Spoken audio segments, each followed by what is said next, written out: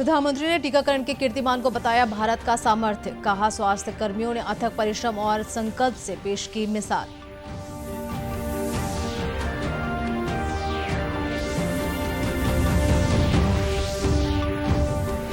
प्रधानमंत्री ने मन की बात में छत्तीसगढ़ के देउर गांव में स्वच्छता अभियान की सराहना की।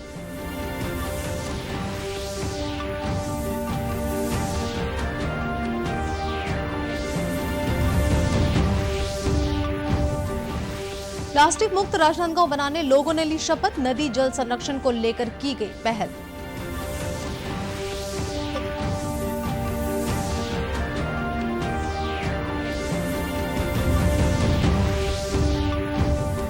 और छत्तीसगढ़ का रायगढ़ जिला बना कोविड रोधी टीकाकरण में अव्वल।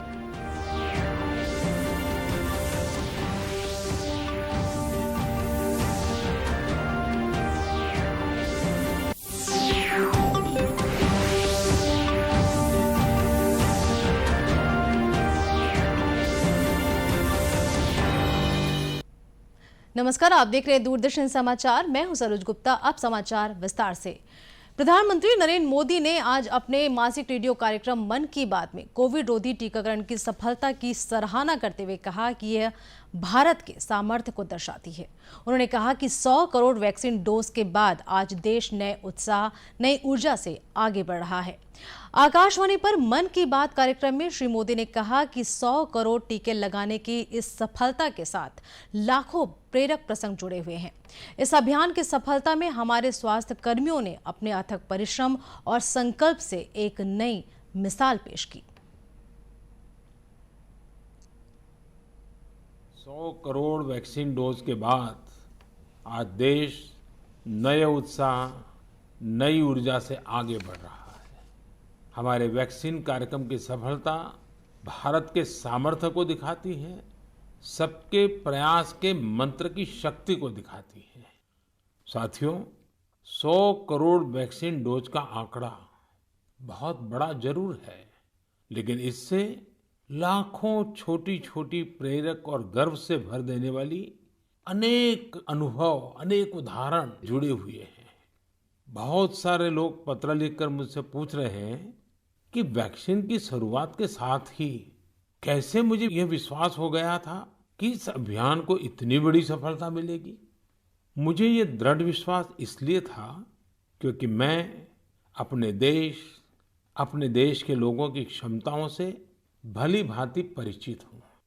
मैं जानता था कि हमारे हेल्थ केयर वर्कर्स देशवासियों के टीकाकरण में कोई कोर कसर नहीं छोड़ेंगे। प्रधानमंत्री ने जीवन में गीत, संगीत, कला और संस्कृति के महत्व की चर्चा करते हुए कहा कि जीवन निरंतर प्रगति चाहता है, विकास चाहता है, ऊंचाई को पार करना चाहता है। विज्ञान भले ही आगे बढ़े, प्रगति कितनी ही तेज हो जाए, भवन कितने ही भव्य बन जाए, लेकिन फिर भी जीवन अधूरापन अनुभव करता है। जीवन निरंतर प्रगति चाहता है, विकास चाहता है, ऊंचाइयों को पार करना चाहता है।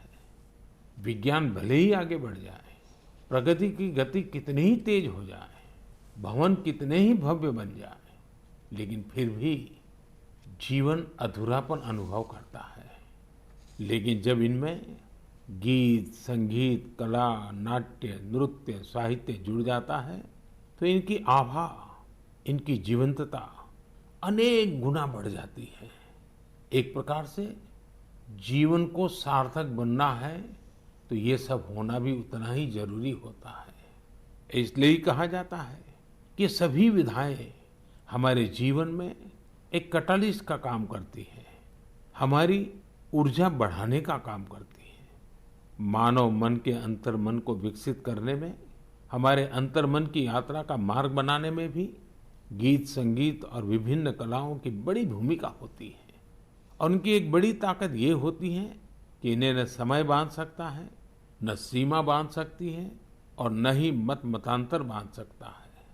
अमृत महोत्सव में भी अपनी कला, संस्कृति, गीत, संगीत के रंग अवश्य भरने चाहिए। मुझे भी आपकी तरफ से अमृत महोत्सव और गीत संगीत कला की इस ताकत से जुड़े ढेरों सुझाव आ रहे हैं। ये सुझाव मेरे लिए बहुत मूल्यवान है। मैंने इन्हें संस्कृति मंत्रालय को अध्ययन के लिए भेजा था। मुझे खुशी है कि मंत्रालय ने इतने कम समय में इन सुझावों को बड़ा गंभीरता से लिया और उस पर काम भी किया। इन्हीं में से एक सुझाव है देशभक्ति के गीतों से जुड़ी प्रतियोगिता।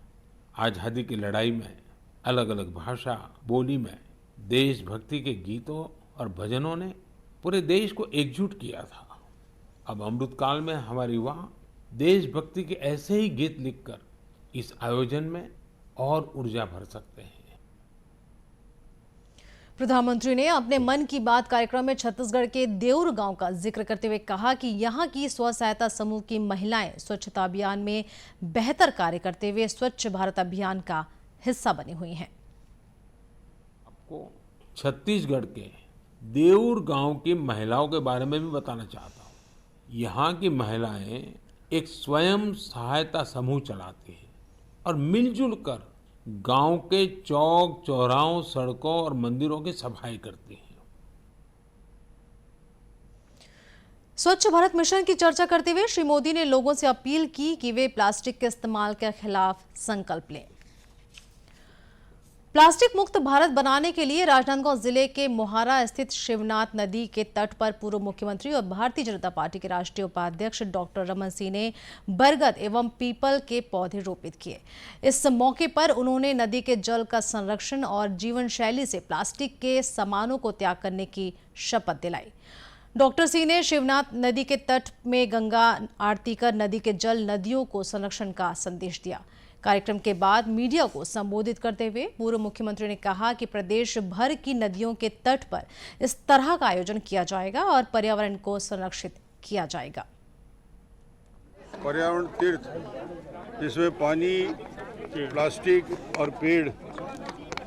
प्लास्टिक सबके लिए नुकसानदायक है और वृक्षारोपण खासतौर से बड़ और पीपल का बहुत आवश्यक है। ऑक्सीजन देता है।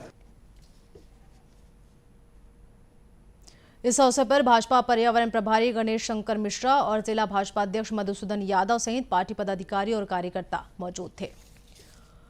कोरोना महामारी से बचाव के लिए तेजी से हो रहे वैक्सीनेशन में छत्तीसगढ़ का रायगढ़ जिला देश में सर्वोच्च स्थान प्राप्त करने वाला जिला बन गया है।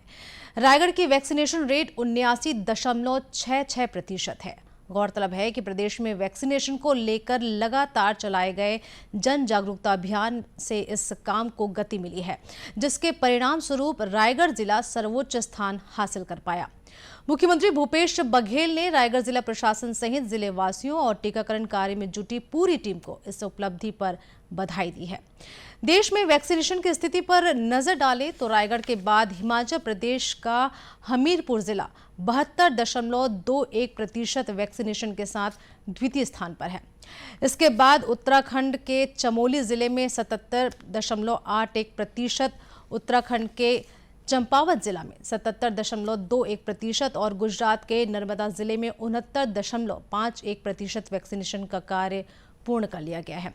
हाल ही में देश ने कोविड रोधी टीकाकरण का आंकड़ा 100 करोड़ पार कर लिया है। इस बीच रायपुर में कोविड रोधी टीकाकरण में देश में बने 100 करोड़ के कीर्तिमान के लिए प्रधानमंत्री को धन्यवाद देने भारतीय जनता युवा मोर्चा ने मानव श्रृंखला बनाई। भारतीय जनता युवा मोर्चा के कार्यकर्ताओं ने मानव श्रृंखला को 100 के अंक के रूप में निरूपित करके आभार माना।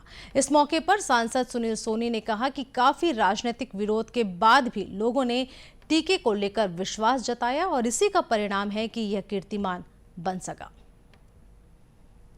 मोर्चा के हमारे साथियों ने जो फ्रंट वॉरियर हैं, जिन्होंने वैक्सीनेशन में काम किया है और 100 करोड़ से अधिक वैक्सीन इस देश में लग चुकी है, उसके लिए प्रधानमंत्री मोदी जी को धन्यवाद देने का कार्यक्रम रखा।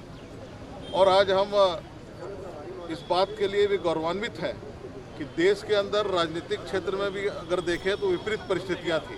देश की जनता मोदी जी के साथ में खड़ी हुई, प्रधानमंत्री जी की बात को माना और आज उसका परिणाम है कि हम अपने देश के अंदर में पूरे विश्व के अंदर में रिकॉर्ड बना है। 100 करोड़ से अधिक लोगों को वैक्सीन लगाकर लोगों के जीवन को सुरक्षित करके। कार्यक्रम में पूर्व मंत्री बृजमोहन अग्रवाल भी मौजूद थे। प्रधानमंत्री नरेंद्र मोदी के स्वच्छ भारत अभियान से प्रेरित होकर जहां विभिन्न सामाजिक संगठनों और आमजनों ने अपनी सहभागिता दिखाई है, वहीं स्व सहायता समूह की महिलाएं भी इस काम में पीछे नहीं हैं। वे भी अपने गांव और शहर के गली मोहल्लों को स्वच्छ रखने में अपनी भूमिका निभा रही हैं। ऐसे ही महिलाओं का समूह छत्तीसगढ़ के दुर्ग जिले के ग्राम देऊरझाल में भी है। ये महिलाएं भी अपने गांव की सड़कों, गली मोहल्लों और चौक चौराहों की सफाई करते हुए देखी जा सकती हैं। ये महिलाएं गांव में नियमित तौर पर अपने अपने घरों से हाथों में झाड़ू और कूड़ादान लेकर निकलती हैं और अपने गांव की साफ सफाई में लग जाती हैं। इन महिलाओं का मानना है कि स्वच्छता लोगों के स्वास्थ्य को बेहतर रखने के लिए बेहद जरूरी है। महिलाओं का कहना है कि बीते 7 साल से गांव और आसपास को साफ रखने में अपना योगदान दे रही हैं।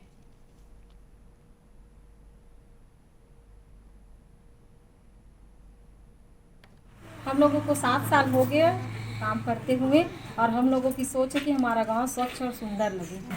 अब सफाई जहां कचरा होता है उसकी साफ सफाई करते हैं और गड्ढे के जगह गड्ढा रहता है वहां हम लोग मिट्टी या जीरा वगैरह डाल देते हैं जहां पानी भरा होता है वहां। और साफ सफाई नहीं करते हैं, न बाल बच्चा अच्छा से रहा के और सीख रहे हुए रहते डबरा खोज करते माँ बिटी उटी कहीं कुछ डालते हैं और कचरा कुचला साफ करके और देखते हैं कूड़ादान बाल बच्चा अच्छा से रहा के। समूह की महिलाओं का कहना है कि उनके स्वच्छता अभियान के प्रति कार्यों को देखते हुए अब गांव वाले भी इसमें सहयोग करने लगे हैं। आजादी के लिए भारत का शानदार संघर्ष आधुनिक विश्व के महानतम संघर्षों में से एक है। दूरदर्शन समाचार इतिहास की धारा को बदलने वालों की कहानी रोजाना आपके लिए लेकर आ रहा है। आज हम बात कर रहे हैं शहीद आजम भगत सिंह के साथी और स्वतंत्रता संग्राम सेनानी जयदेव कपूर के बारे में।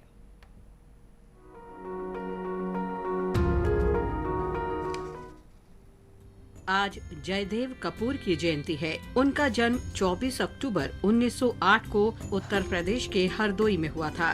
कानपुर के डीएवी कॉलेज में पढ़ाई के दौरान वे शिव वर्मा के साथ हिंदुस्तान रिपब्लिकन एसोसिएशन में शामिल हो गए। 1925 में जयदेव को बनारस में क्रांतिकारी नेटवर्क विकसित करने की जिम्मेदारी सौंपी गई। इसलिए उन्होंने बनारस हिंदू विश्वविद्यालय में बीएससी पाठ्यक्रम में प्रवेश लिया। वहां भगत सिंह उनके साथ कई दिन तक लिम्बड़ी हॉस्टल में रहे। जयदेव कपूर ने आगरा में बम बनाने का प्रशिक्षण लिया था। उन्होंने ट्रेड डिस्प्यूट बिल और पब्लिक सेफ्टी बिल के विरोध में असेंबली में बम गिराने की घटना में महत्वपूर्ण भूमिका निभाई थी। जयदेव कपूर को गिरफ्तार कर लिया गया और अंडमान निकोबार की सेल्युलर जेल भेज दिया गया, जिसे काला पानी के नाम से जाना जाता था।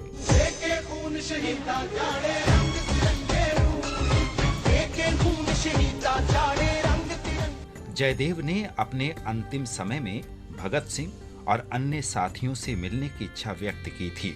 भगत सिंह ने अपने नए जूते ये कहते हुए जयदेव को दिए थे कि पुलिस उन्हें छीन लेगी और कम से कम जयदेव कपूर तो उन्हें पहन सकेंगे। जयदेव कपूर ने उन जूतों को स्मृति के रूप में संभाल कर रखा।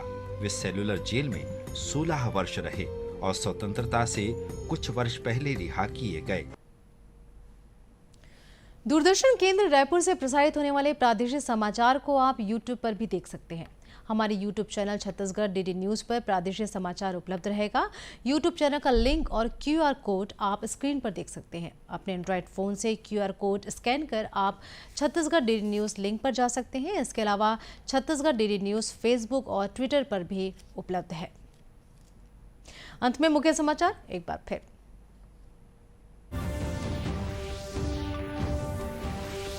प्रधानमंत्री ने टीकाकरण के कीर्तिमान को बताया भारत का सामर्थ्य। कहा, स्वास्थ्य कर्मियों ने अथक परिश्रम और संकल्प से पेश की मिसाल।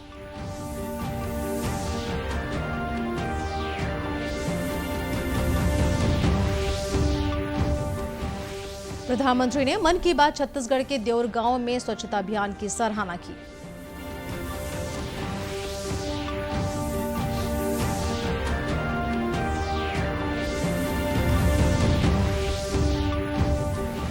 प्लास्टिक मुक्त राजनांदगांव बनाने लोगों ने ली शपथ। नदी जल संरक्षण को लेकर की गई पहल।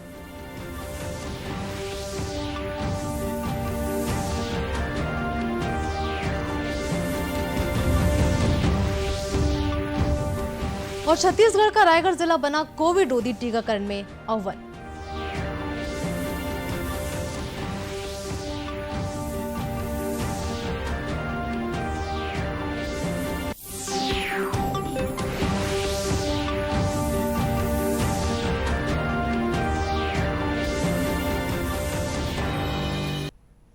इसी के साथ यह समाचार